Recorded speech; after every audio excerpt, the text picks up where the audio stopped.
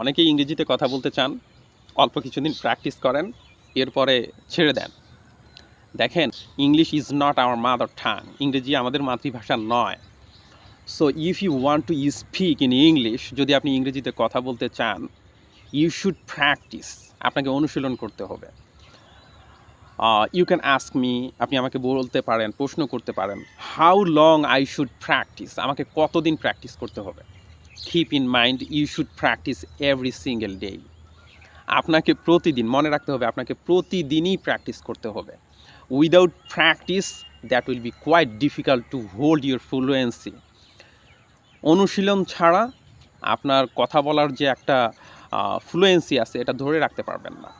Because even if you see in Bangla, যদি আপনি বাংলাতেও যারা কথা বলে তাদের দিকে তাকান, যারা সব সময় কোনো জায়গাগুলোতে কথা বলে, তারা সবসময় সুন্দরভাবে কথা বলতে পারে, কিন্তু যারা সমাজে সবার সাথে কথা বলে না, তাদেরকে কথা বলতে দিবেন, দেখবেন তারা ঠিকমতো কথা বলতে পারছে না। So that is the problem. If you want to become a fluent speaker, you need to practice every single day, otherwise that will be very difficult. You can practice with yourself, আপনি নিজের সাথেই কথা বলতে পারেন।